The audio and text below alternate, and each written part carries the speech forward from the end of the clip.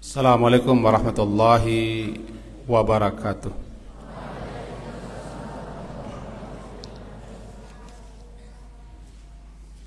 Bismillah walhamdulillah wassalatu wassalamu ala rasulillah wa ala alihi wa ashabihi ajmain. Langsung saja kita menjawab pertanyaan yang telah dibacakan tadi oleh Habib Adityo, kelas 12. Yang pertama, Aurana Lutfiyah, kelas 7L. Aurana Lutfiyah, kelas 7L, di belakang sekali.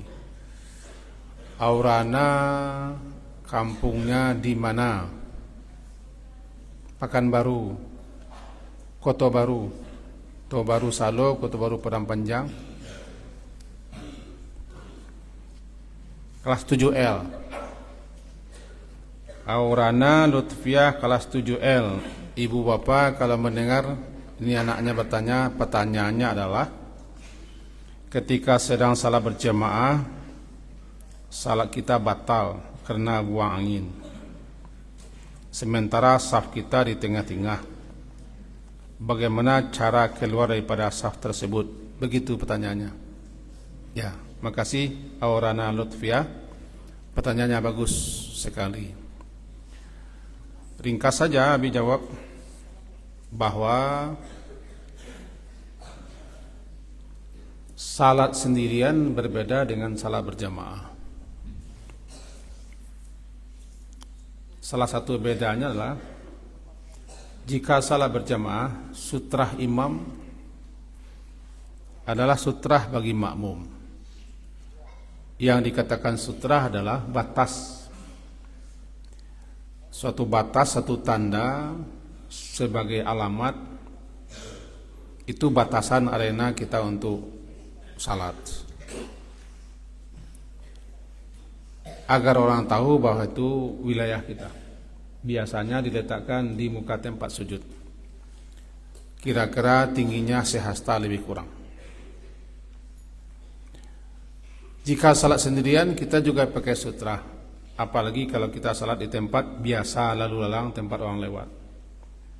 Kita taruh di depan kita salat begini. Yang dipakai Nabi dulu kira-kira setinggi pelana, tempat bersandar ketika orang duduk di atas onta. Takkan di situ. Ini tanda sujud kita di sini. Namanya ini sutrah. Sutrah namanya, agak tinggi sedikit. Sementara ulama juga membolehkan pokoknya apa saja tanda, bahkan dibolehkan dengan garis saja atau tepi tikar. Walaupun pendapat ini tidak disetujui oleh sebagian ulama. Yang penting ada tanda, ada alamat bahwa itu adalah area wilayah kita tempat salat. Simaklah ini perguna. Jika orang lewat di depan kita, padahal kita sudah pakai sutrah, kita berhak untuk mencegah, berhak untuk melarangnya. Diginikan tangan atau kiri. Kalau dia lewat dari kiri, lewat dari kanan, hambat. Jika diulang nih, hambat lagi. Diulang 3 kali, boleh kita kuat, kita dorong, kita tunjuk bahkan boleh. Karena itu bukan manusia lagi, sudah setan namanya. Sengaja dia untuk mengganggu kita dalam salat. Jika kita sudah pakai sutrah, bahkan tetap tidak boleh walaupun dia tidak pakai sutrah, karena mengganggu dia. Nah, dalam salat jamaah, imam tidak pakai sutrah, makmum tidak pakai sutrah. Yang pakai sutrah adalah imam. Bisa salat sini. Kalau kita ini sudah sutrah, dinding sudah sutrah. Nah, dipraktikkan. Ada yang tampil? Yang di belakang Ustaz Mati semuanya berdiri.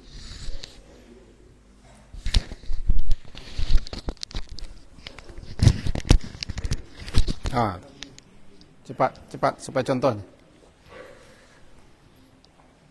Sini. Madap sana. Ini yang ketawa habis suruh berdiri. Ada yang salah? Ya, ada yang salah. Tidak, ketawa. Luruskan saf. Lurus saf. Nih, Pak Imam. Cepat. Sini. Ada yang salah? Ada yang salah? Ustazah ada yang salah? Tidak ada kan? Tidak perlu ketawa kan? Karena beliau ini, ustaz kita ini jadi imam, dia harus pakai sutra. Atau tas pinjam yang tinggi. Boleh tas. Atau boleh kursi. Nah, ini sutra namanya. Paham tuh? Sutra. Si makmum tak perlu pakai sutra. Coba takbir Pak Imam.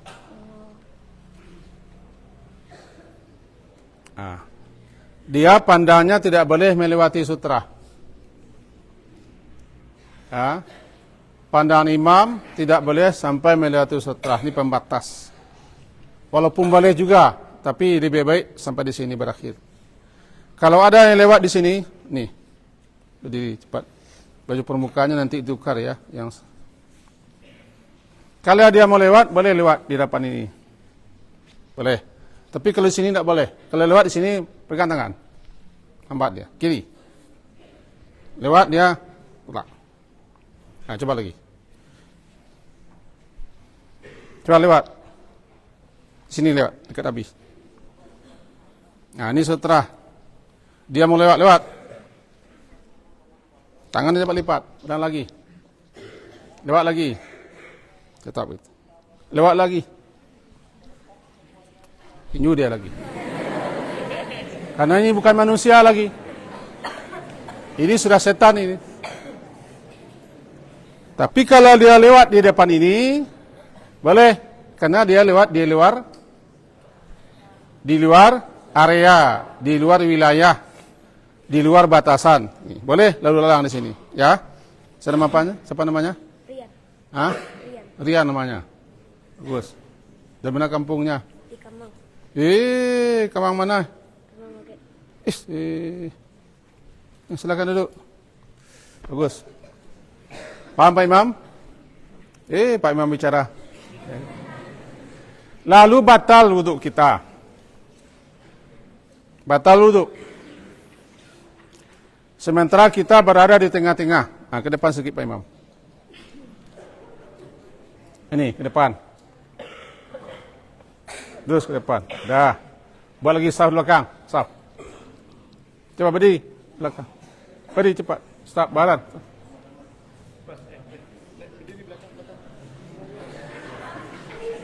Tambah belakang lagi 3 saf. Bikin 3 saf. Yap, cepat. Kamu berpahala. Saya sini seperti ini. Di sini belakang. Yang besar-besar berdiri. Pak. Saya sini berdiri. Apa? Ini lagi. Rian, segala macam. Pak Profesor berdiri. Apa malu-malu? Tidak ada tempat malu. Ya, perhatikan nih. Yang ditanyakan oleh si Jumadia, siapa namanya? Aurel namanya. Batal wuduknya. Siapa namanya ini? Hazel. Ini siapa? Dafwan. Batal wuduk si Hazel. Kemana dia lari? Pada ini adalah saf-saf. Yang penting kalau batal wuduk tidak boleh lanjut salat. Kalau masih dilanjutkan salat itu berolok-olok karena tidak sah. Tidak sah. Salat tidak sah. Kalau salat tidak sah, salat juga kita namanya berolok-olok. Berhenti, batalkan. Kalau safnya seperti ini boleh lewat saja di sela-sela. Di sana boleh, ke belakang boleh. Nah, kan? Coba lewat ke belakang. Lurus ke belakang. Nah, orang ini sudah batal ini. Nah, dah, belakang. Terus lurus. Kasih lalu. Jangan diseruak saja orang, nanti marah orang ya. Lewat itu jangan main seruduk-seruduk ke depan lagi. Jangan main seruduk-seruduk saja. Lewat lambat-lambat ke belakang, lurus. Dah lagi. Jangan lama betul mengganggu. Terus ke belakang. Atau boleh juga ke sini. Nih. Dafa. Batal duduk dafa, lewat lurus sana, lurus. Dah. Dibolehkan karena dia lewat bukan imam. Dibolehkan. Ya, dafa masuk lagi. Hazil masuk lagi.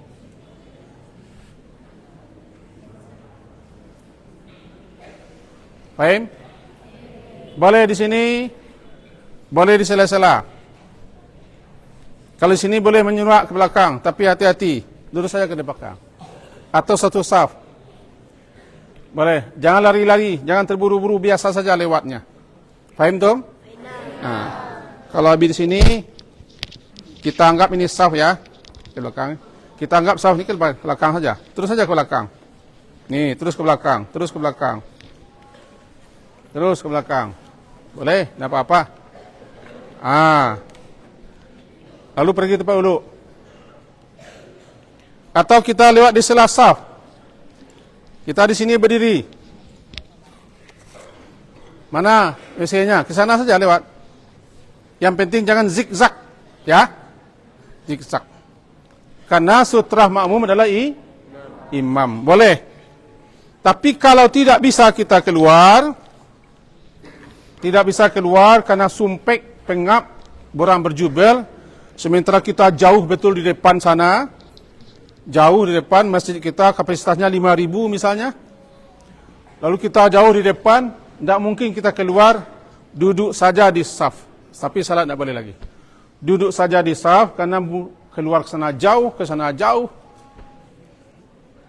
jamaah ramai, duduk sana jangan duduk saf. Duduk saja. Jangan pura-pura salat, itu berolok-olok, tetap duduk. Sebaiknya keluar. Paham siapa? Aurel. Ini paham Pak Imam? Aqilah paham? Aqilah Jawa Pratama. Apa? Oh Jawa. Duduk.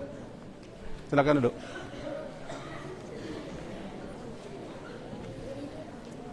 Kapelanya. Oke.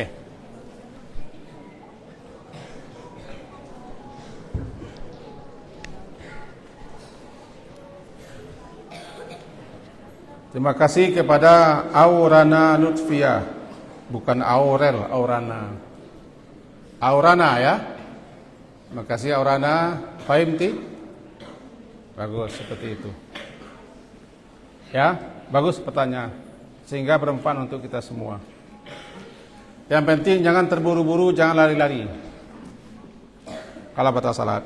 Yang kedua, cahaya raudah dan resi dwi pasma 7L. Cahaya raudah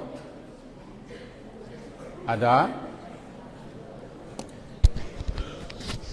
dari cahaya raudah kelas 7L. Dari mana nih cahaya? Riau. Oke. Yang laki-laki bukan ke sini. Untuk apa menghadap ke sana? Resi Dewi Pasma dari mana? Nak dengar? Apa? Riau. Jadi asalnya provinsi ya. Riau keduanya. Oh ya bagus. Ini tanyanya, ibu bapak yang ada nonton sekarang dari Riau, namanya Cahaya Raudhah. Barangkali ibu bapaknya atau neneknya pernah ke Raudhah, barangkali ini berniat di situ. Yang kedua, Resi Dwi Pasma tanya beliau ini berdua, bagaimana cara memilih teman yang baik. Sedangkan kita tidak boleh memilih-milih dalam berteman. Syukron. Begitu tanyanya. Silakan duduk. Cahaya dan Resi.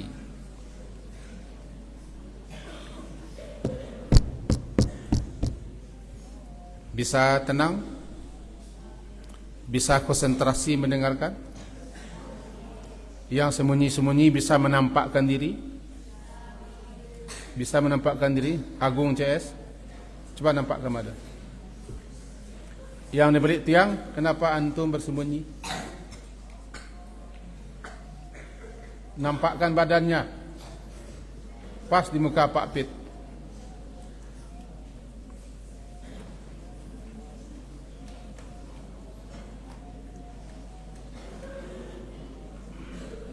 Cepat, nampakkan badannya.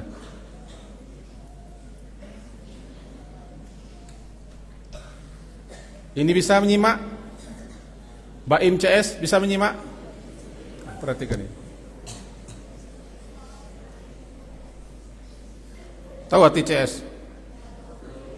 Klub setia.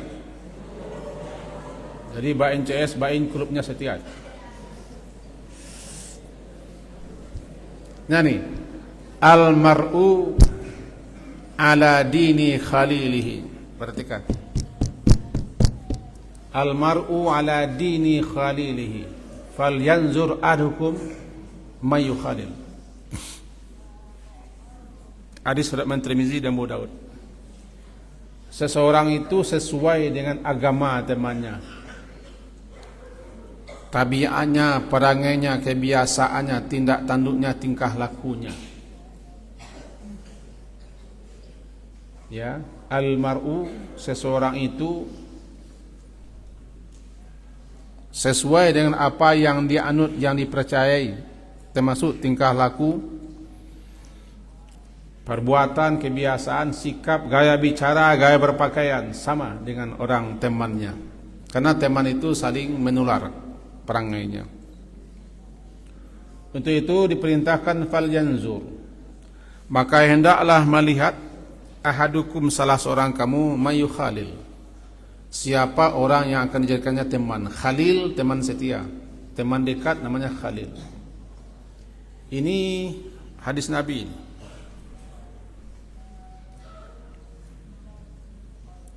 Karena teman itu saling mempengaruhi,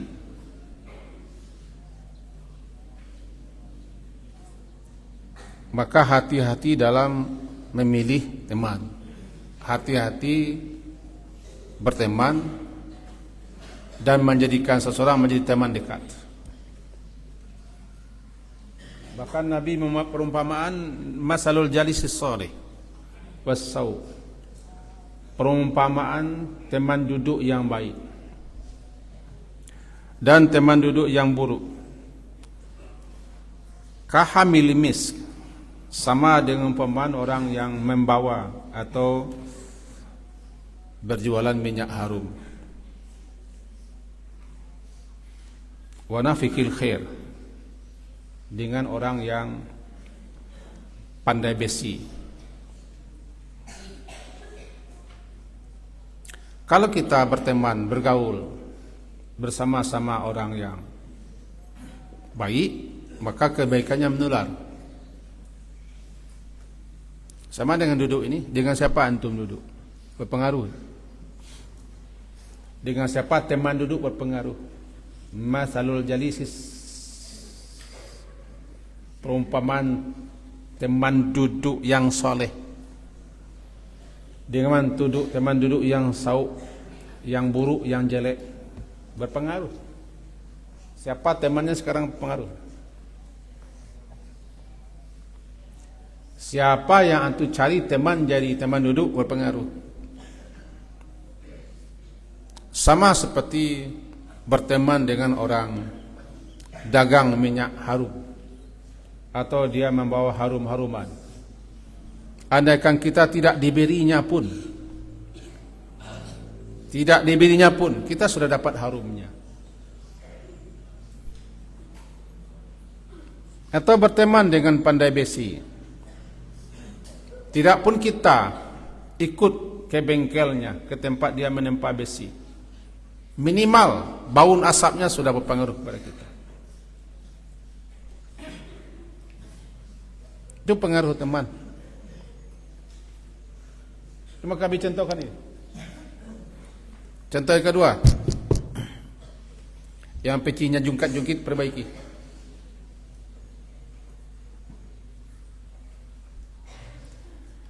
Abi dulu hampir setiap tahun ke Tanah Suci membimbing haji dan umrah. sampai di Makkah, sampai di Madinah pun teman itu sangat berpengaruh kepada sah tidak sahnya ibadah haji. Karena semenjak sini orang sudah milih teman.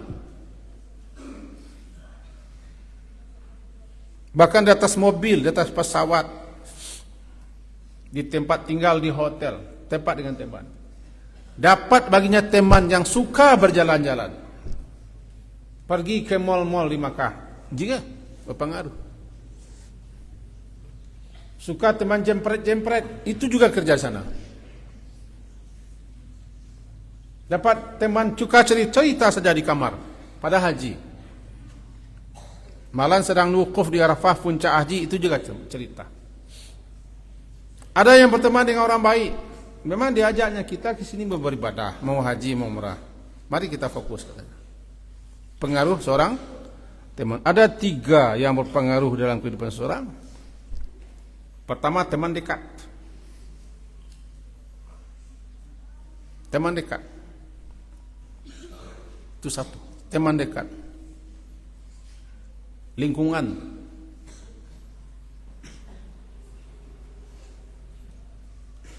Rumah dan sekolah. Sangat berpengaruh. Untuk itu yang ditanyakan oleh siapa tadi namanya? Cahaya Raudhah dan Resi Dwi Pasma. Bolehkah kita memilih teman? Disuruh kita memilih teman. Dalam surah Al-Furqan disebutkan ada orang yang sangat menyesal di hari kiamat karena salah pilih teman. Ya laita. Wahai langkah kiranya aku dulu tidak berteman, tidak bertawan dengan si anu. Dengan si anu. Cepat duduk Pak RT, cepat perempuan ke sana juga. Entah si Kiram diliwatnya, entah Pak RT-nya. Ya. Salah satu yang disesali nanti di hari akhirat adalah yang putri kesini melihat adalah salah pilih teman dan kesalahan dalam berteman. Itu. Maka oleh sebab itu Raudhah dan Resi boleh kita memilih teman, tapi jangan kita membenci orang. Carilah teman yang baik, kawan yang baik. Bergaullah dengan mereka, karena kawan itu saling mempengaruhi. Ala dini khalili. Seseorang sesuai dengan agama temannya. Bahkan orang bisa pindah agama gara-gara teman. Pindah keyakinan, pindah kepercayaan. Orang dipengaruhi lingkungannya. Malah anak ustazah terkenal di Indonesia, terkenal kata orang yang mengenalnya, pindah agama dia. Pengaruh hebat teman. Ini kita berada di pondok ini syukur. Walaupun tidak kita semua baik-baik, ada juga 1-2. Tapi kita sudah berteman dengan orang baik, berteman dengan orang salat, dengan orang yang berzikir, orang yang menghafal Quran, orang yang belajar, teman baik-baik. Walaupun 1-2 juga ada. Yang melompat pagar kemarin kan teman. Bahkan yang tidak pernah lari cabut keluar, melompat pagar setinggi 4 meter itu, 1 kali itu dia melompat, katanya. Itu pengaruh teman. Tanpa menyebut namanya. Sekarang masih dimaafkan, tidak salah ya? Dimaafkan ya? Masih dimaafkan dia. Karena pengaruh teman. Hari-hari terakhir sebelum libur, malamnya keluar melompat pagar. 5 orang. Ke belakang sana. Ditunggunya waktu-waktu ustadznya lengah. Itu ajakan teman. Jadi pertanyaan daripada 2 orang putri ini bagus sekali. Si Raudhah dan Resi, bagus. Carilah teman yang baik. Teman yang mau menasihati kita, membimbing kita, mengajak kita kepada yang baik. Jangan cari teman yang jelek, yang buruk. Tidak pun kita merokok, tapi kita kena asap rokok. Tidak ikut berkubang, tapi kita kena lumpurnya. Dia ikut makan cempedak minimal getah cempedak kita kena nangka. Ya nan? Abi lihat ini. Melihat cara duduk antum saja tahu Abi. Siapa milih teman duduk si anu, berarti dia memilih gaya si anu.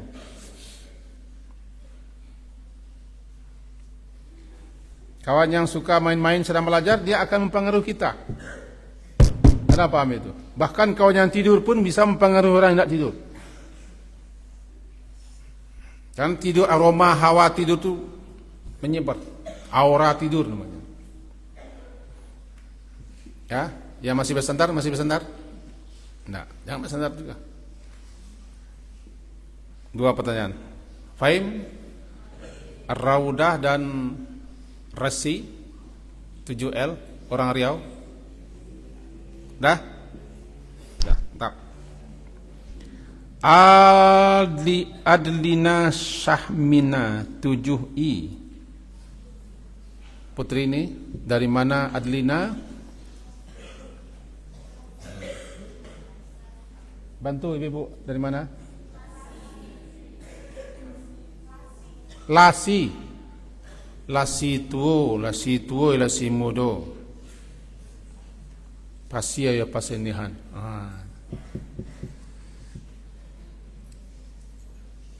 Tanya beliau, apa hukumnya membaca zikir setelah salat dan manfaatnya? Itu tanyanya. Bagus. Silakan duduk.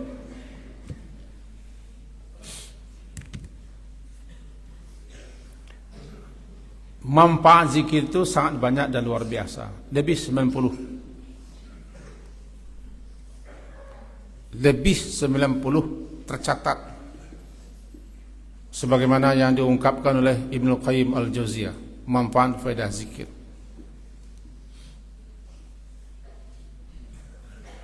Bahkan semua ibadah-ibadah yang kita lakukan dalam rangka zikir, dalam rangka ingat kepada Allah, menghubungkan diri dengan Allah. Alam ini berzikir, alam bertasbih, tasbih adalah zikir. Yusabbihu lillahi ma fis samawati wa ardh. Bertasbih kepada Allah apa saja di langit dan di bumi. Segala sesuatunya bertasbih, itu zikir kepada Allah. Dengan bahasa, cara masing-masing yang hanya Allah yang tahu. Cara tafsir dan zikir mereka. Bahkan jihad fisabilillah, perang fisabilillah dalam rangka zikir, dalam rangka menegakkan kalimat Allah. Terutama zikir itu berfaedah kepada diri kita masing-masing adalah menenteramkan, menenangkan hati. Sehingga dikatakan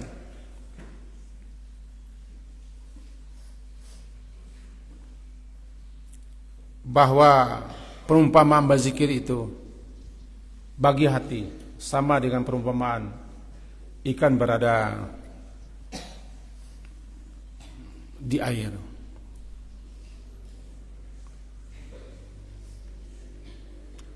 Perumpamaan hati yang berzikir sama dengan perumpamaan air yang ikan yang berenang di air. Kalau dipisahkan hati daripada zikir, maka sama dengan memisahkan ikan daripada air. Nah, Nabi sudah mengajarkan kepada kita tempat-tempat, waktu-waktu, saat-saat dan keadaan-keadaan di mana kita disukai berzikir. Nabi sallallahu alaihi wasallam telah mengajari kita tempat-tempat, waktu-waktu, saat-saat, keadaan-keadaan di mana kita berzikir. Terutama di tempat-tempat yang telah Nabi ajarkan. Walaupun kita disukai berzikir sepanjang waktu, basah lidah dengan zikir. Ada zikir pagi yang telah kita rutinkan di sini. Ada ikut Adlina zikir pagi? Ada kan? Perempuan zikir paginya jam berapa? 4:30? Ya, ada dengar 4:30. Zikir sorenya kapan? Ya, sore jawabannya. Zikir mau tidur semalam jam 9:15 Abi dengar mulai. Kena membawa bantal keluar sehingga ustazahnya agak sedikit meninggi suaranya. Besok tidak boleh bawa bantal lagi keluar. Ya begitu semalam. Ya. Terdengar, kita bertetangga.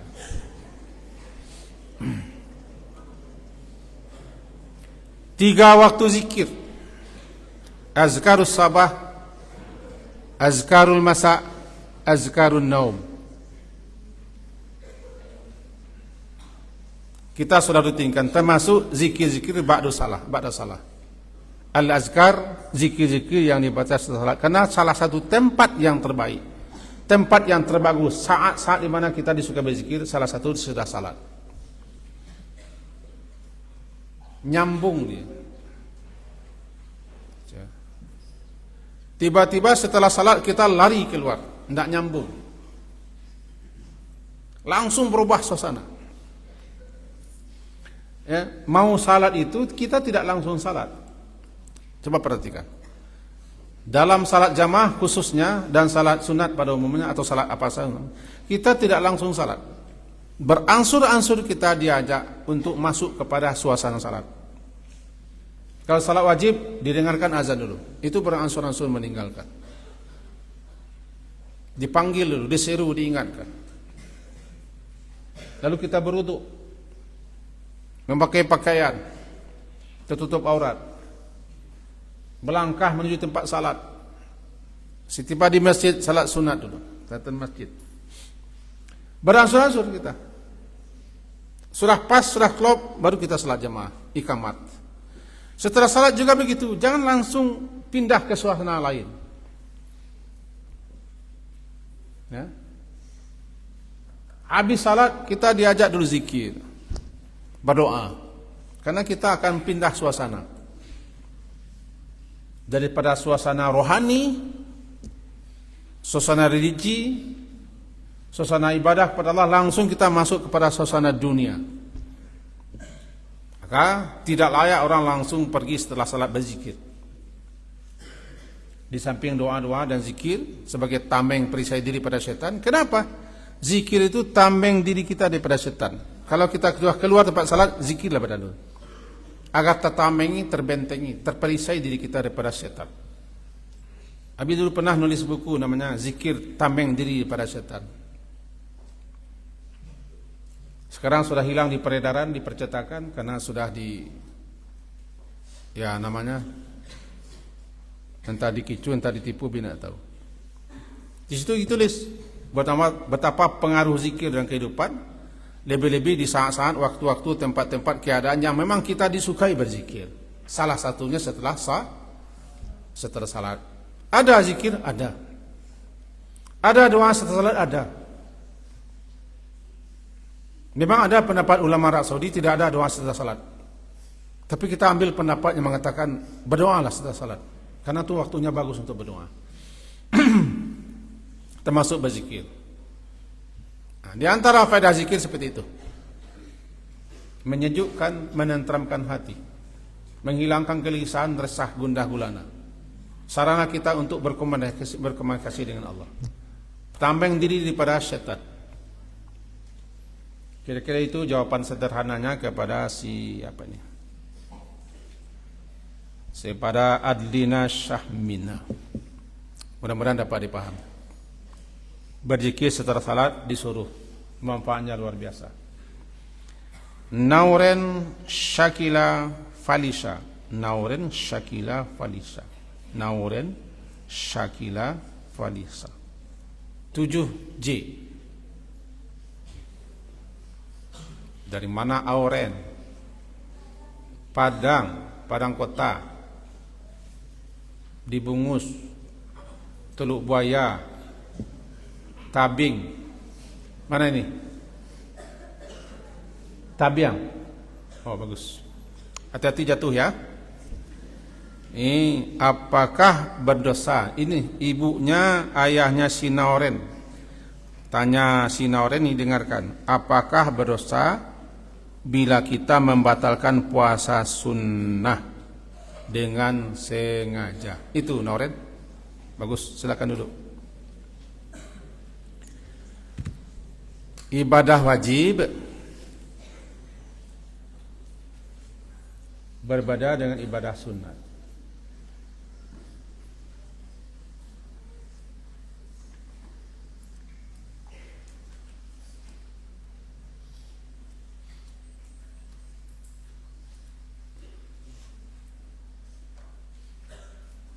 Saya sedang melihat antum ke sana. Jangan pura-pura menoleh. Nah, antum beribut di belakang.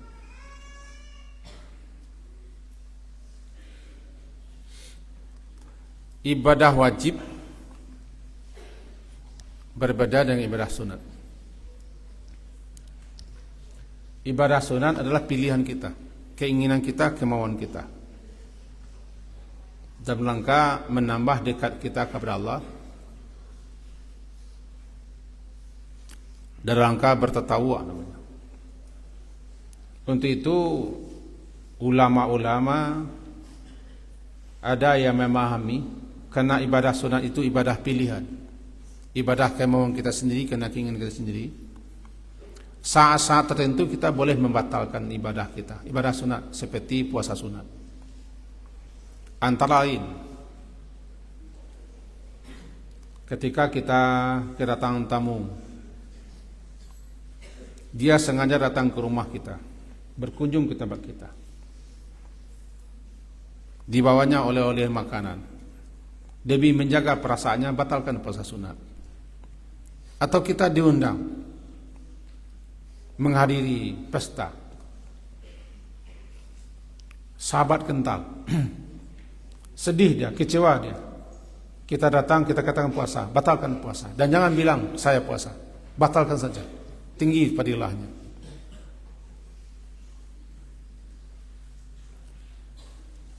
Atau kemarin Nabi ditanya, kemarin betul ditanya, bolehkah perempuan membatalkan puasa sunatnya? Suami yang nyuruh, boleh batalkan puasa sunat. Atau ada tugas yang mendadak, pekerjaan yang sangat berat, yang tidak bisa kita tinggalkan, letih badan, menggigil kita, batalkan puasa sunat boleh, tidak usah qada. Cuman jangan coba-coba itu untuk puasa wajib. Puasa wajib tidak boleh dibatalkan, demikian saja. Kalau untuk sunat, sebagian ulama menyatakan boleh, dalam situasi keadaan seperti yang Abi contohkan tadi. Tapi jangan berolok-olok. Batalkan puasa wajib. Ali puasa wajib, itu berolok-olok. Karena berpuasa itu harus pakai azam. Abi pernah puasa dari Kamis. Karena kegiatan sangat padat Kamis, waktu Abi masih tinggal di negara perbatasan sini, di tempat sekolah lama Ustaz Dian, Ustaz Dijal ya. Hari Kamis itu jadwal Abi sampai jam 10 malam, tiba di rumah jam 10 malam. Hari Rabunya makan siang, hari Rabunya jam setengah 2. Rabunya. Dulu karena biasanya kami rapat setiap Rabu, sampai sore masih rapat. Tidak makan lagi, karena makannya sudah agak banyak sedikit ketika rapat di jam setengah 2. Rapat mulai jam 2:45. Terasa masih kenyang juga, tidak makan sore. Rabunya pergi mengaji. Pulang ngaji, ketika itu ngaji Abi di Tiga Balai. Pulang ngaji sudah jam 9, dan lewat jam 9. Baca, letih, tertidur. Lalu bangun lagi malam, jam 3:30. Baca. So kata, niatnya ingin puasa, tidak sempat makan, tidak sempat minum. Nasi juga tidak ada. Bawa roti Elona. Elona. Roti? Kan roti Elona. Nah. Roti tas mobil. Itu pun tidak sempat dimakan roti, orang sudah azan. Dicoba nih puasa. Ini bukan ria tapi contoh. Sampai tempat pengajian hari Kamis, pulang jam 7 pagi Kamis. Dia biasanya menulis tulisan dulu untuk dipersiap. Menulis tulisan, jam 9 sudah berangkat lagi.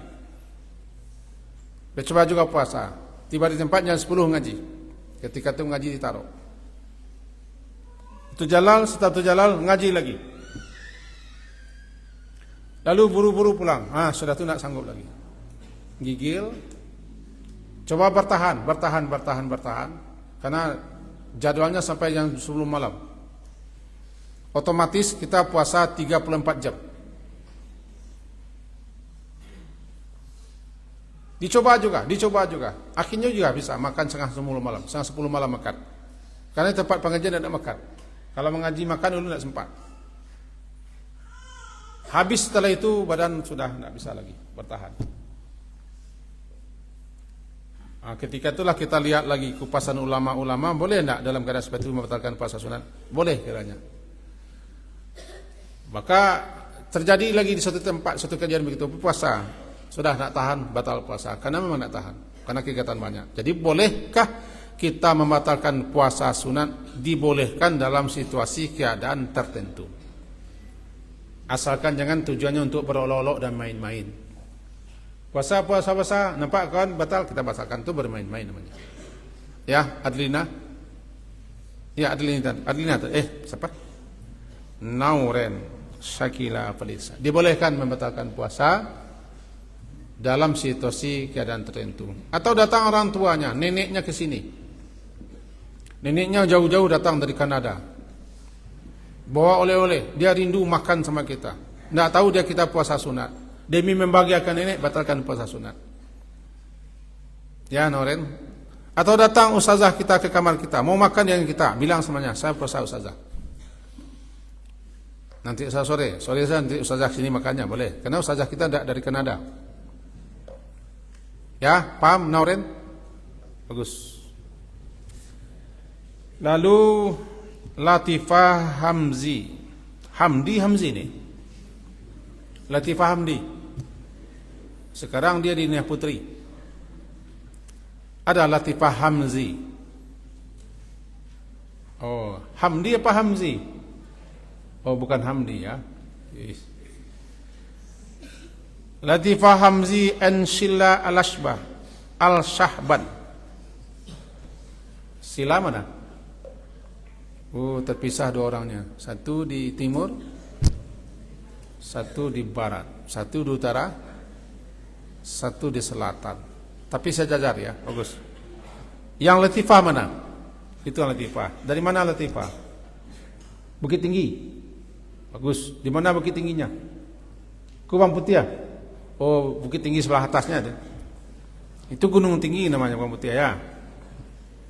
Sila dari mana? Bukit Tinggi juga. Di mana?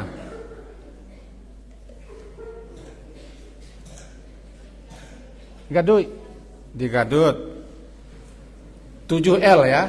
Mari dengarkan. Apakah boleh kita membaca surat pendek? Berbeda dengan bacaan surat pendek imam, karena kita tidak hafal apa yang dibaca imam. Begitu. Imam membaca surat pendek atau surat, kita tidak bisa mengikuti, tidak hafal, lalu kita baca pendek lain. Ya, silakan duduk.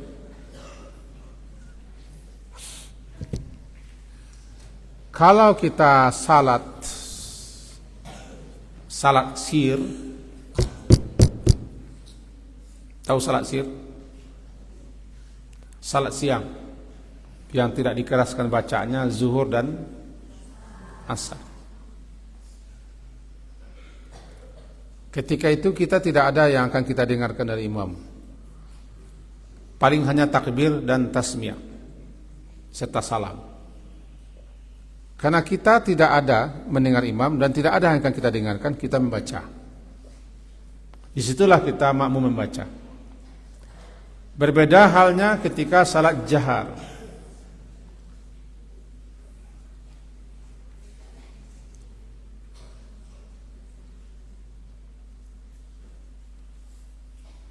Berbeda halnya dengan salat jahar. Jahar mengeraskan.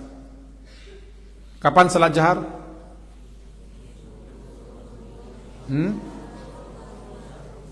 Maghrib, Isya, subuh, Jumat, Idul Fitri, Idul Adha, dan salat kusuf serta yang lainnya, salat malam juga. Jahar, dikeraskan. Ini ada kaedahnya. Innama jilal imam liutamma bih. Imam itu diangkat, diadakan atau disyariatkan berimam agar imam itu diikuti. Boleh Ustazah memperhatikan saya sedikit? Sudah 3 orang saya perhatikan tadi.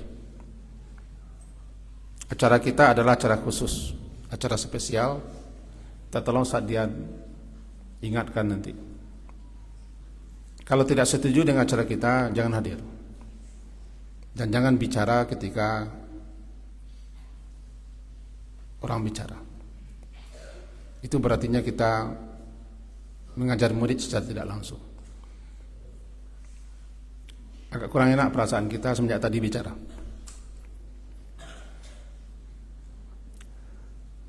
Cara saya padat ini. Mohon yang kedatang diperhatikan supaya kita jangan terjadi clash. Saya tidak menunjuk orangnya, tapi saya jelaskan seperti itu. Murid juga. Acara kita dihadiri dan ditonton oleh banyak orang. Kita kembali lagi kepada yang tadi. Dalam salat jahar ada kaidah. Itu iza qara'a fa'ansitu. Apabila imamnya membaca, kamu diam. Dengarkan, diam. Karena dia membaca. Dia membaca itu untuk disimak dan didengarkan, diikuti. Maka ketika itu imam selayaknya membaca ayat-ayat yang populer, yang rasa-rasanya paham jamaah dan mengerti. Karena negeri kita berbeda dengan negeri Arab. Zaman kita berbeda dengan zaman sahabat. Kalau mereka baca ayat panjang-panjang, mereka tahu artinya. Rata-rata mereka bisa mengikutinya. Tapi di negeri kita, coba pula hafiz-hafiz membaca ayat panjang-panjang, bikin jamaahnya melayang-layang. Ini yang kadang-kadang kurang disadari oleh para hafiz yang jadi imam. Hafiz sudah biasa membaca ayat panjang-panjang. 1 halaman, 2 halaman biasa aja begitu. Tapi bagi jamaah yang hanya dapat kul-kul, inna ataina tabajjada iza ja'a li ila fi Quraisy. Kita baca ayat panjang-panjang, dia bingung. Disimaknya apa yang akan disimakkannya? Diikutinya apa yang akan diikutinya? Mengerti dia tidak paham. Maka sebaiknya kalau antum menjadi imam, ini para murid-murid kita, lihatlah jamaah kita siapa. Kalau mau panjang-panjang, salat sendirian. Kalau mau memamerkan bacaan panjang, kita sendirian. Jangan salah niat jadi imam. Jadi imam bukan untuk memamerkan bacaan. Bukan menyatakan pada orang kita hafiz, salat kita indah. Jadi imam untuk mengimami orang salat.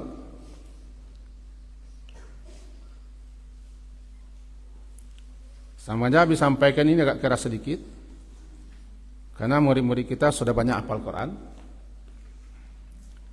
Karena Nabi setiap hari hampir salat di berbagai tempat.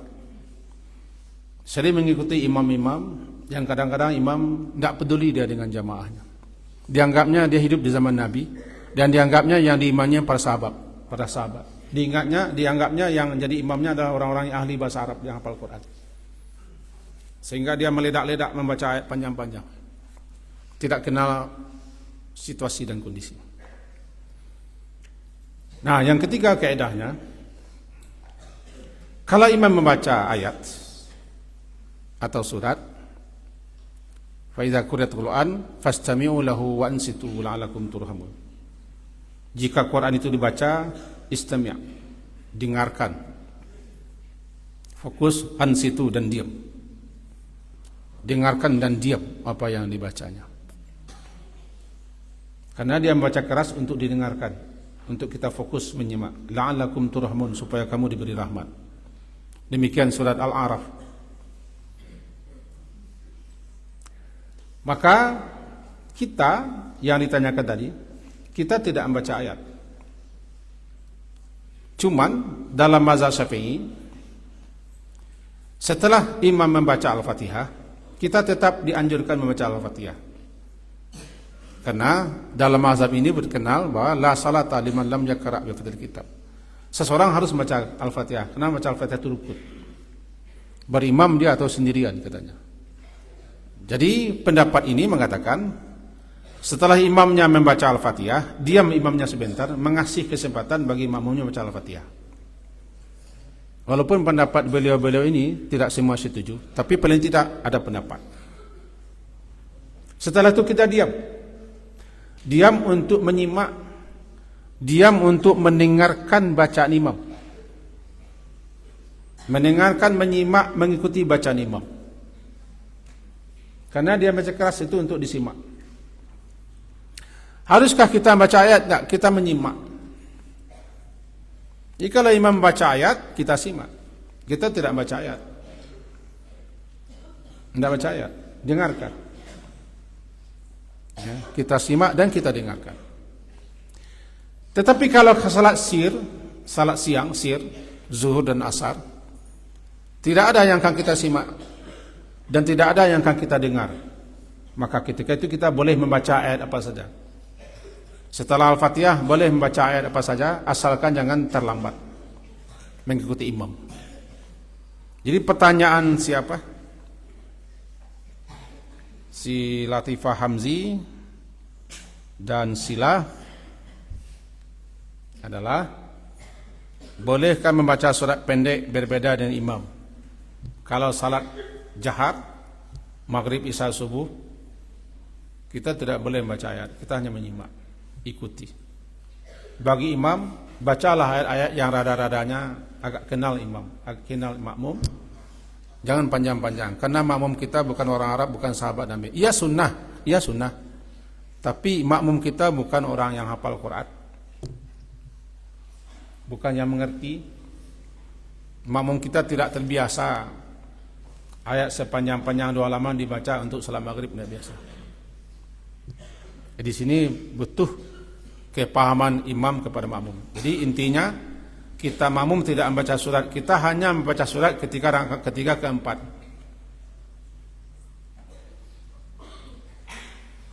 Karena dibolehkan. Kenapa dibolehkan? Kalau imamnya terlalu lama untuk ruku. Kita sudah selesai baca Fatihah, imamnya masih belum ruku, boleh kita tambah dengan ayat di rakaat ketiga. Kita sudah selesai Al-Fatihah, imam masih belum ruku, kita tidak boleh diam. Diam itu menyebabkan atau mengakibatkan setan masuk. Silakan baca ayat pendek. Bisa ina ataina, bisa liila fi Quraisy, bisa ijajaa, bisa tabat jada, bisa wal asri. Ketika imam ruku', kita ruku'. Rakaat ketiga, rakaat keempat, boleh. Tapi kalau rakaat pertama di salat sir, kita tidak harus sama dengan imam, karena kita tidak dengan imam. Karena kita tidak mendengar imam. Barangkali yang ditanyakan oleh mereka berdua, yaitu si Latifah dan si Sila, dalam salat jahar. Jadi dalam salat jahar, maghrib, isya dan subuh, jawabannya kita tidak membaca ayat. Kita hanya fokus menyimak, mendengarkan bacaan imam.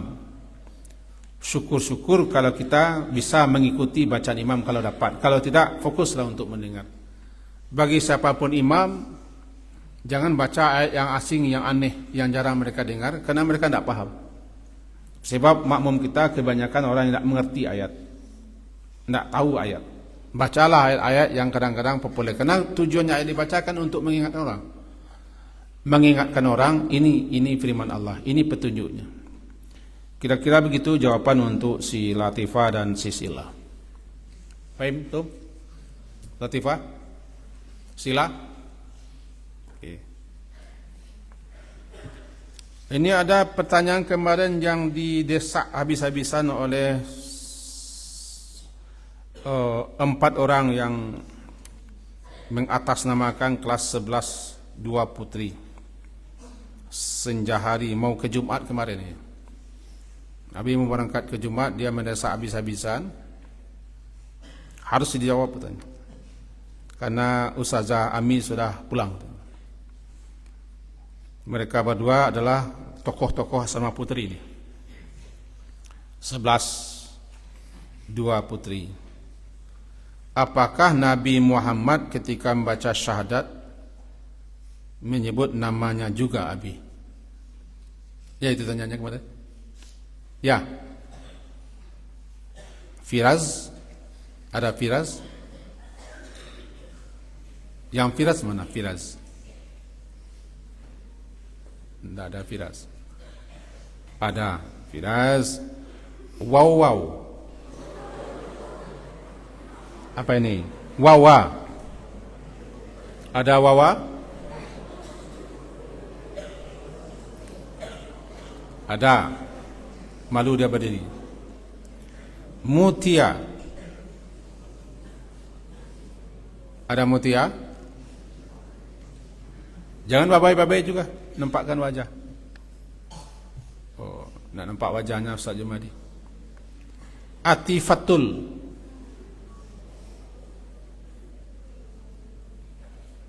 Tidak ada juga. Ada di belakang. Ketua OSIS. Ibu Ketua OSIS ada? Ini dia. Tanyanya begitu. Begini. Habis jawab langsung. Karena wajah mereka tidak boleh dilihat, ya apa boleh buat. Nabi SAW baik ketika beliau bertasyahud. Tasyahud itu kan membaca syahadat. Duduk tasyahud, duduk untuk membaca syahadatain. Tasyahud itu adalah menyatakan persaksian kita dengan membaca kalimah syahadat. Asyhadu an la ilaha illallah, kemudian wa asyhadu anna Muhammad Rasulullah. Apakah ketika membaca tasyahud itu Nabi menyebut namanya? Iya, jawabannya. Ada ajaran membaca anni wa asyhadu anni Rasulullah, tapi pendapat ini lemah. Yang kuat, yang benar, tetap beliau membaca syahadat sebagaimana kita membaca syahadat. Jadi ketika beliau duduk tasyahud, ketika tahiyatu, tetap membaca seperti kita. At-tahiyatu, apa lagi?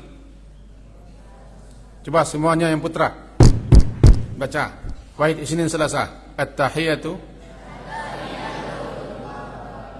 Sambung. Wahid Isnin Selasa.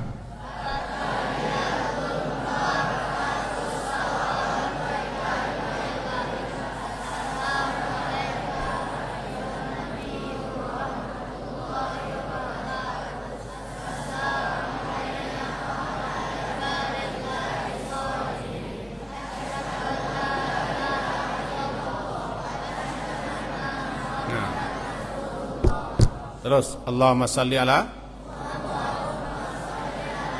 Dah. Berarti ada sekian isim.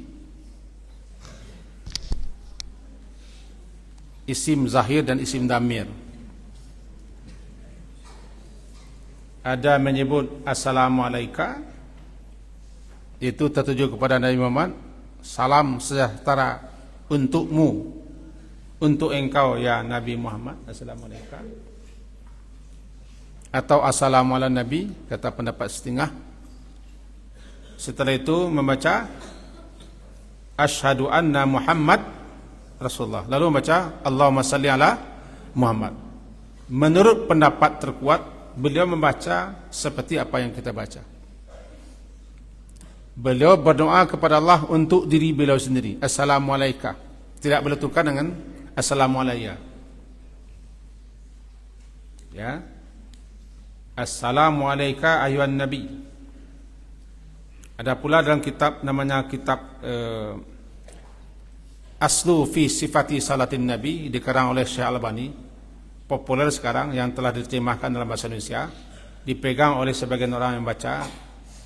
Orang yang penati kepada kitab itu, mereka tidak lagi membaca assalamu alayka, tapi mereka baca assalamu ala nabi. Karena pendapatnya mengatakan K itu ketika Nabi masih hidup, kalau sudah mati Nabi menjadi assalamu ala nabi. Kalau pernah dengar kaji seperti ini, itu dasarnya di kitab itu Aslu fi sifati salatin nabi. Diambil 3 jilid, diterjemahkan ke bahasa Indonesia. 1 jilid besar tidak salah. Namanya Sifat Salat Nabi terjemahannya. Yang terbaca di buku itu tanpa membanding-banding, tanpa meneliti, maka dilulurnya buku itu. Ketika itu dibacanya, digantinya langsung bukan assalamualaikum tapi langsung assalamu ala nabi.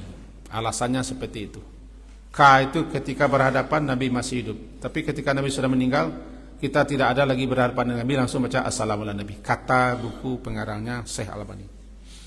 Pendapat beliau dibantah oleh sekian banyak ulama-ulama besar. Tapi kita tidak akan mengkaji itu.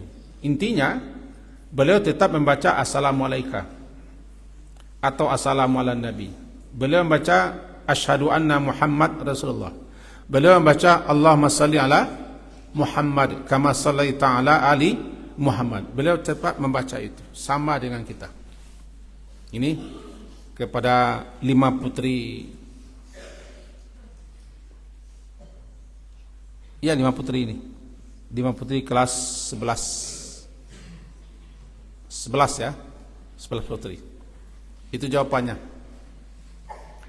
Intinya jawabannya, Nabi tetap bersalawat sama bunyi salawat kita, tetap bertasyahud sama dengan tasyahud yang kita baca. Makasih kepada 5 orang sekawan ini. Ada pertanyaan langsung nih ya. Kemudian karena masih ada waktu sampai jam berapa? 8.30. Masih ada waktu sedikit lagi, kita lanjutkan. M. Khalid Rahman Shah 7F. Dari mana Khalid? Ampang Gadang. Banyak air yang di Ampang di situ.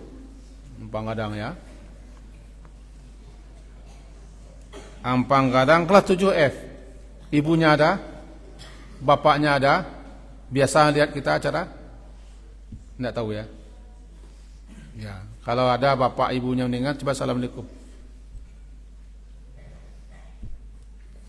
Bacalah assalamualaikumnya. Oh, segan dia. Tanya si M. Khalid Rahman Shah, jika kita tidak mendengarkan khutbah saat salat Jumat, apakah salat Jumat kita sah? Bagus ya. Ini banyak yang kena nih. Menyindir teman-temannya enggak? Menyindir ustaz juga enggak? Oh, enggak ya. Ya, silakan duduk, Ampang Gadang.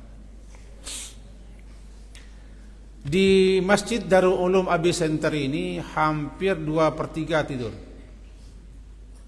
Ya. Ketika imam berkhutbah, hampir 2/3 tidur. Ya Ustaz Dino, kemarin ketip. Ya, 2/3 ada tidur ya. Ada tidur. Tidur ketika khutbah Jumat itu enak sekali. Nikmat sekali. Sehingga memang tertidur. Maka orang tidur pasti tidak mendengar khutbah. Hukumnya dulu, Jumat itu terdiri pada 2.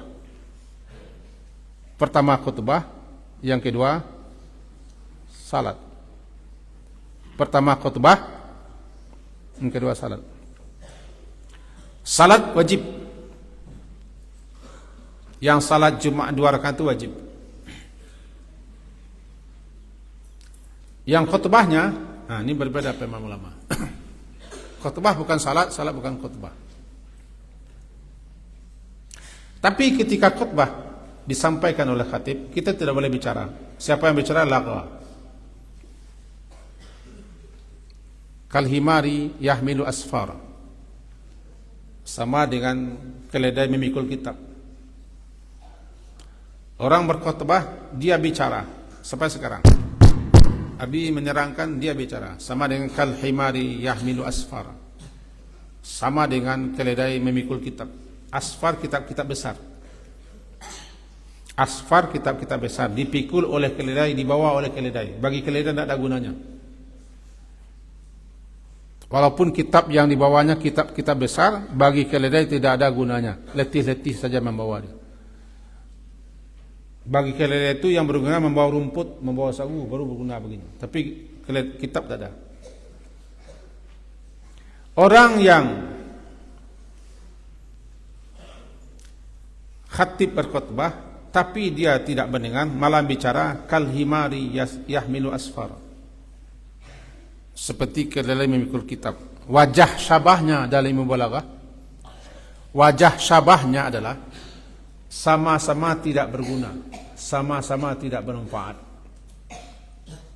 Ya Bu Era, balaghah ya. Wajah syabahnya sama-sama tidak bermanfaat. Keledai memikul kitab, baginya tidak ada manfaat. Letih-letih membawa saja. Orang berkhutbah, khatib berkhutbah, lalu si pendengarnya bicara, tidak ada gunanya bagi khutbah.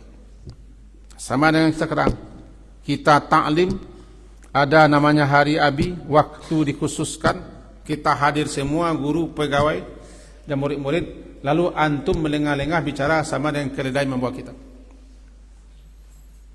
Tidak berguna, tidak berfaedah, tidak bermanfaat.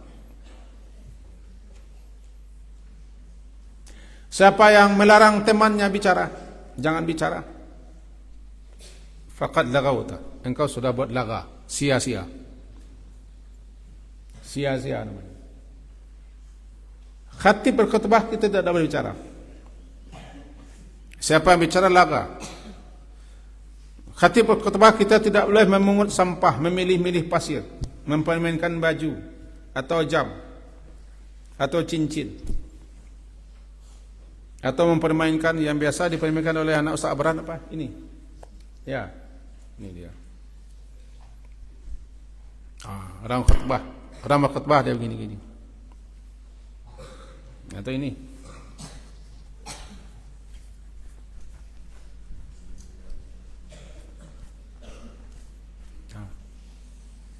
Atau buku. Tas ini. Orang berkhutbah,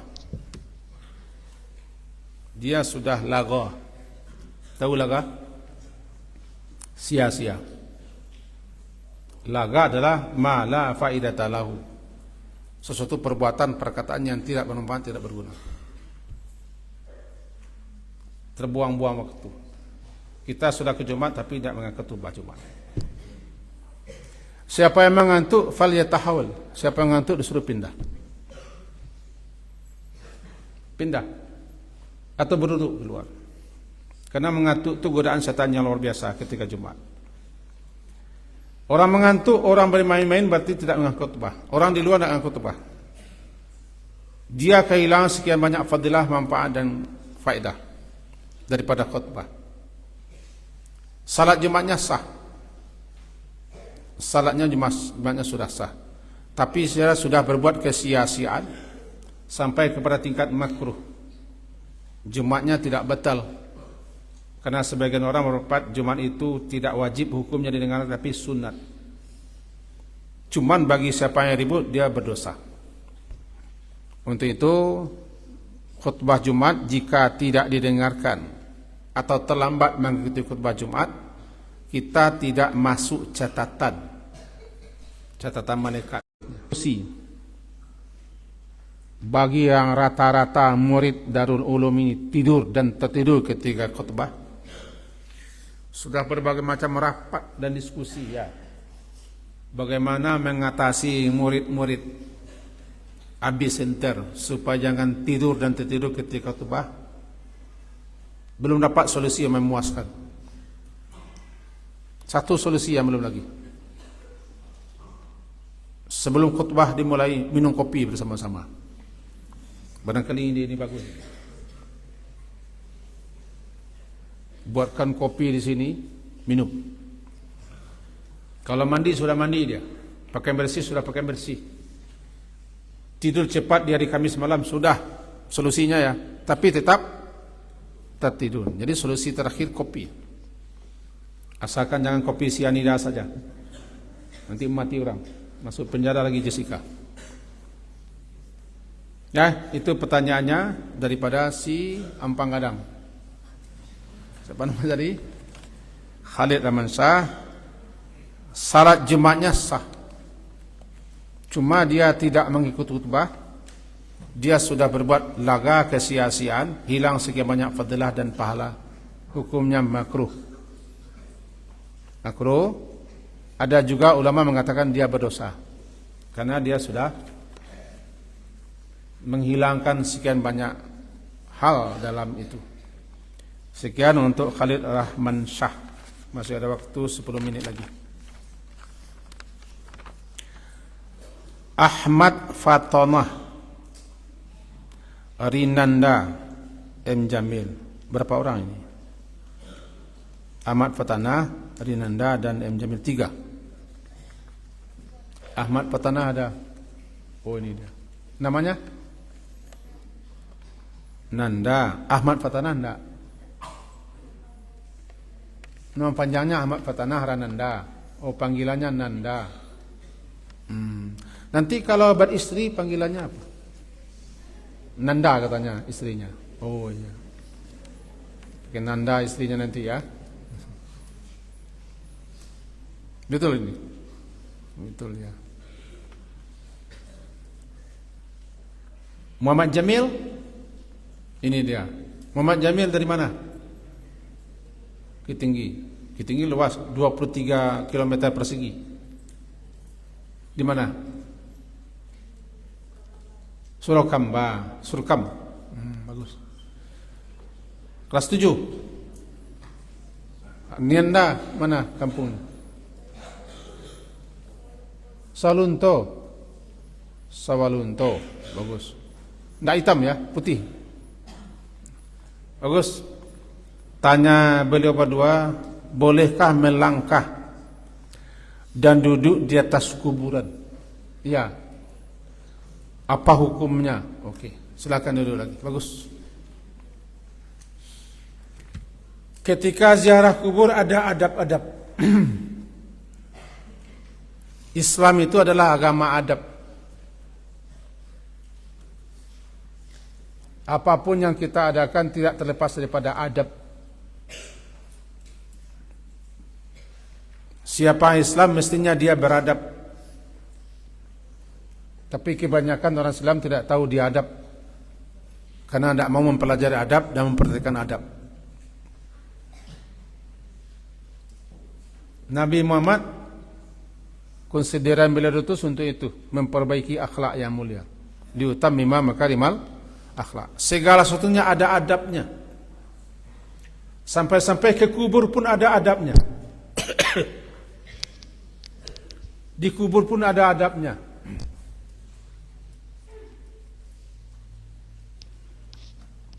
Bagus-bagus lah. Itu kepasayan namanya. Di antara adab ke kubur, tidak boleh menginjak kubur, duduk-duduk di atas kubur, dan melangkahi kubur. Lebih baik duduk di atas bara api lalu menembus kulit daripada duduk di atas kubur. Tidak boleh. Ini harus diperhatikan.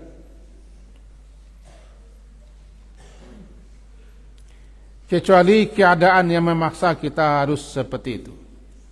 Tidak ada tempat lewat. Kita mau menguburkan mayat baru. Kita petugas untuk memasukkan mayat. Di samping kanan kubur, di kiri kubur, di muka kubur, belakang kubur sempit. Tidak ada cara lain, harus terinjak, harus terlangkahi, silakan. Kalau memang ada cara. Tapi sengaja untuk mencari jalan pintas, pada jalan ada, tempat lalu ada, sengaja hanya kena malas lewat jalan sedikit, maka orang ini telah berbuat suatu kesalahan besar. Karena kubur itu rumahnya mayit. Duduk-duduk jangan, mencangkung jangan, apalagi sepatu di atas letak. Sepatu beliau bagus atas terkubur. Hormati itu kubur. Nah, zaman Nabi kubur itu dimuliakan. Intinya, tanyanya adalah kita tidak boleh duduk-duduk melangkahi kubur. Hukumnya ada yang mengatakan haram, ada yang mengatakan makruh tanzih. Yang paling tidak makruh hukumnya. Ada sejalan itu, menulis si kubur, menembok kubur dengan biaya-biaya yang luar biasa, memajang-majang foto, termasuk ke dalamnya duduk di atas kubur, melangkahi kubur dan segala macam. Ini pertanyaan daripada dua orang murid tadi, bagus ini. Jadi kalau antum ke kubur nanti ada adab-adab ke kubur. Fahim? Karena waktu ini cepat saja. Waktu tinggal 3 menit lagi. Tanya berikutnya Ahmad Andra Pratama. Mana? Kelas berapa? 8D. Kampung halaman di mana? Padang. Kayu tanam. Banyak kayu ditanam di situ ya, bagus. Sudah musim durian di sana belum? Belum. Kapan musim duriannya? Lama lagi? Oh ya, bagus. Posisi imam pada salat jenazah, jika mayat laki-laki, imam posisinya sendiri berdiri saja kepala. Dan mayat perempuan, imam berdiri saja pinggang. Kenapa? Kenapa ya? Why? Silakan duduk. Ada ibadah itu yang sifatnya ta'abbudi. Yang dikatakan ta'abbudi semata-mata ibadah yang kita tidak bisa mengambil, mencerna kenapa begitu. Ulama menyatakan yang termasuk ta'abbudi adalah salah satunya penyelenggaraan jenazah, semata-mata ibadah. Seperti kenapa imam salat jenazah, kalau yang wafat, yang meninggal ini laki-laki, dia berdiri setentang kepala. Bukan di kepala ya. Tidak boleh di kepala mayit. Kalau perempuan adalah di pertengahnya atau di pinggang. Kenapa? Nabi sendiri tidak ada menjelaskan. Tidak ada beliau jelaskan. Cuma itulah perbuatan beliau begitu, kita ikuti. Ada sebagian orang mencari-cari apa hikmah. Hikmahnya, rahasianya apa? Banyak hikmah rahasia yang dicari-cari, tapi tetap tidak ada dalilnya. Ada yang mengatakan supaya imam berdiri di tengah-tengah pinggang perempuan, supaya jangan nampak di saf-saf belakang. Ini pun tidak ada dalilnya. Yang penting ini namanya dari sono begitu ya kita ikuti, sami'na wa ata'na. Namanya ta'abbud, semata-mata kita beribadah atau bertawakuf kita. Ikuti saja seperti itu adanya. Ya, apa? Ringkas saja dijawab ya. Memang sudah begitu ajarannya. Kemudian M. Jaudi. Judi atau Jaudi ini? 7B. Oi, gagah anak ini kiranya. Oh, dari mana ini? Penampuang. Ini di Denmark ya, Copenhagen ini. Phnom Penh. Oh, Penampuang, bukan Phnom Penh. 7B. Bagus. Teman ana sering menggigau. Mengagau, menggigau. Menggigau. Saat tidur, apa penyebabnya Abi? Bagus, silakan duduk.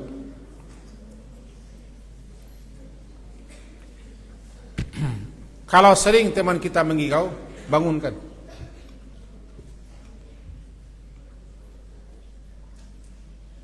Ada kalanya mengigau itu adalah karena orang tidak berzikir, tidak berdoa, tidak berwudu, tidak menyerahkan diri kepada Allah, sehingga dia gampang dipermainkan setan. Ada kalanya seperti itu. Ada kalanya pengaruh pemikiran di siang hari, terbawa ke dalam tidur. Ada kalanya lah di luar kontrol, alam bawah sadar, kena sakit.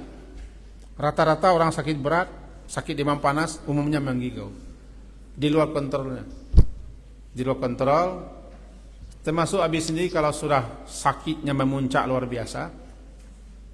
biasa sakit, yang tak tertahankan, biasanya Abi menggigau. Tapi gigaunya kata orang yang mendengar di sebelah Abi ada baca-baca zikir dan segala macam. Maka biasakanlah zikir dan hilangkan stres. Orang stres juga sering menggigau. Orang yang banyak urusannya juga sering menggigau. Intinya akan tidur itu yang terbaik adalah kita sudah terlatih di sini. Lebih-lebih putri yang sering mendengar, putra Abi jauh di sini tahu. Merutinkan ayat-ayat tertentu, doa-doa tertentu dan zikir-zikir tertentu. Kalau bisa berwudu akan tidur. Setan tidak gampang mempermain-mainkan kita dan masuk ke bawah alam sadar kita. Menggigau juga, barangkali dia stres atau pikirannya banyak, menggigau juga. Bagusnya malam itu kita habiskan semua perkara, pasrah kepada Allah. Itulah gunanya kita zikir. Kita serahkan kepada Allah yang hidup, maha hidup dan tidak pernah tidur. Allahu la ilaha illa huwal hayyul qayyum. Kalau menggigau juga kawan, bangunkan. Termasuk mimpi, kalau kau mimpi jelek, mimpi buruk, bangunkan, kasihan kita. Napasnya sudah sesak, dia sudah menjerit-jerit, bangunkan dia. Kadang-kadang ada orang namanya yang diikat setan atau ditindih setan. Tahu ditindih setan? Tak bisa bergerak. Sudah menjerit-jerit, tidak bisa bergerak. Kata orang tua-tua, dihimpit setan. Karena setan juga bisa tidur bersama kita, terutama yang tidak berzikir. Laki-laki berzikir kan tidur. Setan gampang mengendalikan kita. Mimpi-mimpi buruk dan jelek datang daripada setan. Ini ringkasnya ya, si Jaudi ya. Jaudi. Satu lagi tinggal, boleh 1 menit lagi. Boleh ya? Bisa lihat? Bu Ami, Reno, ini boleh 1 menit lagi. Si M. Farezi dari mana? Padang Senpuluhan? Hah? Padang Bungus. Oh bagus, hebat ini. M. Fizi Ramadan. Dari mana? Pariaman, Padang Pariaman. Oh mantap. Bertetanggaan ya. Kelas 7E ini 7E. Kompak ini. Oh bagus. Gagah-gagah keduanya ini. Api-api 1001 merek muka belakang. Kami berdua sama gerang pilihan yang ke-7. Oh mantap. Apa boleh kita salat di rumah orang non muslim? Ya. Apa boleh kita makan dengan piring bekas orang non muslim? Ya. Oh bagus, hebat sekali. Silakan duduk. Nanti pergi ke kantin makan ya. Bayar sendiri ya. Bagus, bagus tanyanya. Di gereja kita boleh salat, tapi jangan pergi salat ke gereja. Tertangkap bahasanya. Masuk waktu, tidak ada tempat, atau kehujanan atau kepanasan, kita berteduh di sebuah gereja. Salat di situ boleh, tapi jangan pergi salat ke gereja. Judi yang penting. Siapa namanya? Perhatikan ya. Kalau tidak ada tempat, kebetulan kita di gereja, rumah ibadah orang Nasrani, terkurung di situ, atau ada acara masuk waktu, boleh salat di situ, boleh. Umar bin Khattab juga pernah salat di gereja. Kalau di gereja saja tempat ibadahnya orang Nasrani, boleh kita salat dalam situasi keadaan tertentu, apalagi di rumah orang. Asalkan di rumah orang itu tidak ada patung di depan kita, tidak ada sesembahan mereka di hadapan kita. Carilah tempat yang terhindar daripada situ. Kemudian bolehkah kita makan di piring bekas orang non-muslim? Piring yang kita beli itu orang non-muslim membuat itu. Ini orang dapur, piring yang sering pecah di dapur itu piring orang non-muslim. Mereknya Umi di belakang, tapi dibikin orang non-muslim. Orang China membuat. Sen Cina.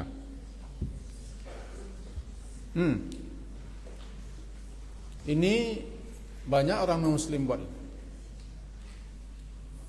Boleh kita pakai. Jadi bolehkah kita makan di piring yang dipakai orang non-muslim? Boleh. Dia tidak boleh piringnya di situ tadi benda haram, babi di situ.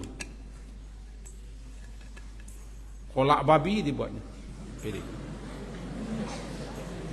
Babi. Ya. Jus wawau. Wawau dibuat. Lalu di bekas piring itu kita pakai. Tidak boleh, kecuali piringnya sudah dicuci habis-habisan. Boleh. Jadi jawabannya sederhana, boleh. Boleh, tapi jangan pergi salat ke situ, atau jangan spesial mencari piring orang seperti itu. Ini jawabannya, semoga bermanfaat, berfaedah untuk kita semua. Sekali lagi Abi minta maaf karena sudah tadi menyindir dan menegur. Ya, kadang-kadang memang terpaksa seperti itu. Mudah-mudahan dapat dipahami. Semoga apa yang kita sampaikan berfaedah, bermanfaat. Amin. Diakhiri dengan membaca doa kafarah majlis.